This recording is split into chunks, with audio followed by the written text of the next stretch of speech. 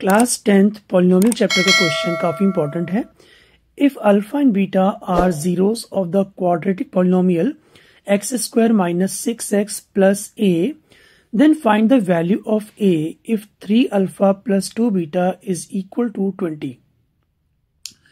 तो हमारे पास क्या है, एक इक्वेशन है 3 alpha plus 2 beta equal to 20।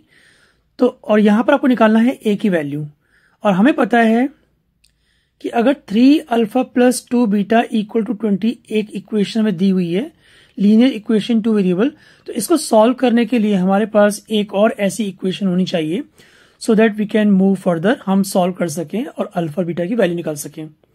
तो ध्यान से देखो, हमारा जो पॉलिनोमियल है x square minus 6x plus a, यहां पर अल्फा प्लस बीटा क्या होगा, अल्फा प्लस बीटा होता है माइनस b अपॉन a। तो यहां पर अल्फा प्लस बीटा बन जाएगा माइनस ऑफ माइनस 6 यानी कि प्लस 6 अपॉन 1, 6 हो गया। यानी कि एक इक्वेशन है 3 alpha plus 2 beta equal to 20, इसको हम फर्स्ट इक्वेशन एज्यूम कर लेते हैं। एंड सेकंड है alpha plus beta is equal to 6, इसको हम सेकंड इक्वेशन एज्यूम कर लेते हैं ना। यहां पर कोएफिशिएंट को इक्वेट करते हैं हम लोग, क्या करते हैं, सेकंड इक्वेशन को 3 से मल्टीप्लाई कर लेते हैं।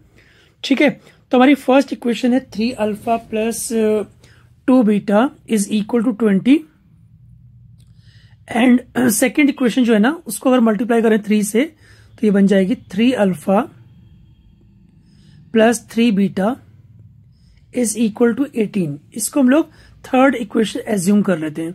अब सेकंड और थर्ड को सॉल्व करेंगे, सब्ट्रैक्ट कर लेते हैं बेसिकली। तो subtracting third equation from first equation, 3 alpha cancel हो जाएगा, बचेगा हमारे पास minus beta is equal to 2।